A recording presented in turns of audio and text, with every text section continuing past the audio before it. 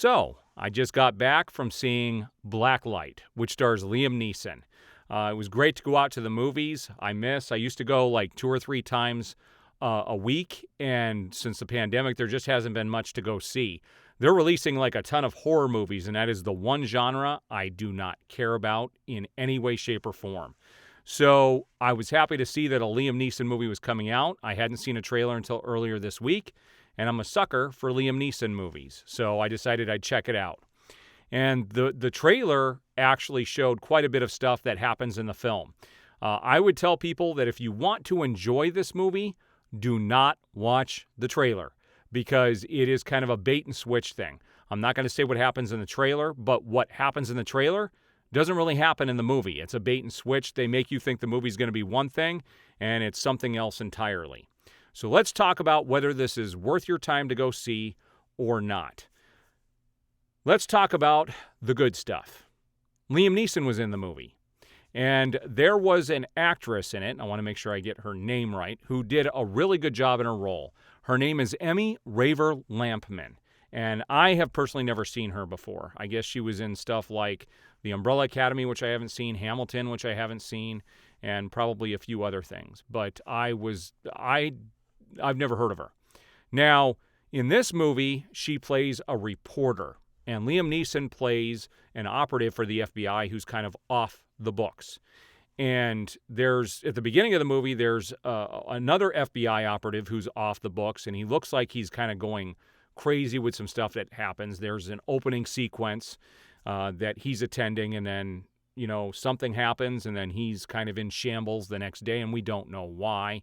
And he just seems a little crazy, and he's trying to reach out to this reporter to give her some information.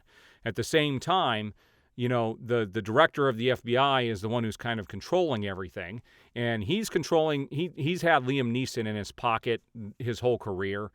They kind of fought in the Vietnam War together, and there's some stuff that unfolds in the film that if you go see it, enjoy it, they'll kind of lay it out. But the film kind of, that's all I could say that's good about the movie was Liam Neeson and that the one girl who worked for the newspaper. Outside of that, this movie was not very good. In fact, it had some of the worst action sequences I have ever seen in a movie.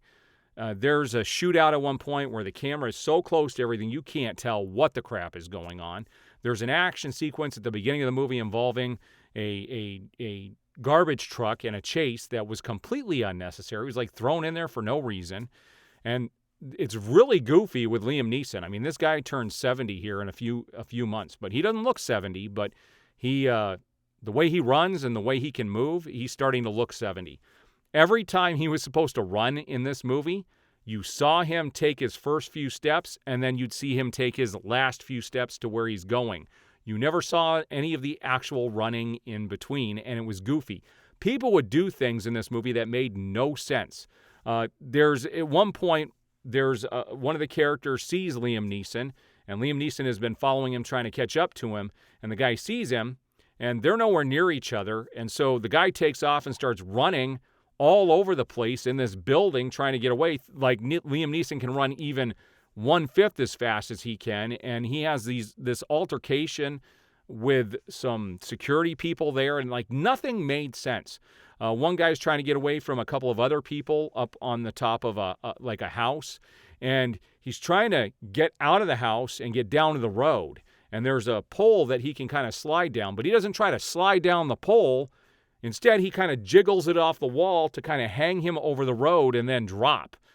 None of it made any sense. This was a nonsensical film, which is a shame because they had a couple of good actors in it, but they just squandered the story. It was not executed very well. And, I was hoping we were going to get something more in line with An Honest Thief. I really enjoyed that movie.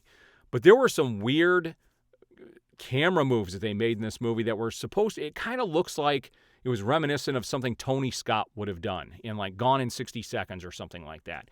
And where they would do some flashes and kind of, you kind of get the idea. I mean, if you've ever seen a Tony Scott film, you kind of know his style.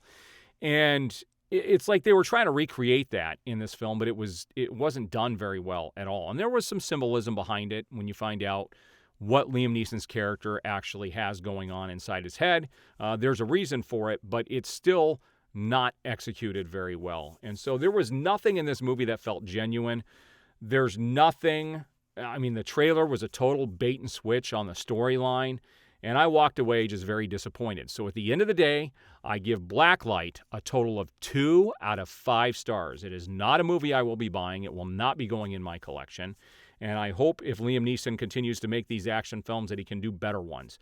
I could tell you like 4 action films ago, he said he was done doing action films, but he clearly isn't. And this is one that you can definitely miss, and I don't think you'll be sorry. All right, if you guys have seen the movie, let me know what you think. I would love to hear your thoughts. I will be coming up with some movie reviews very soon. I still have Moonfall I need to review. I may put that review up tomorrow.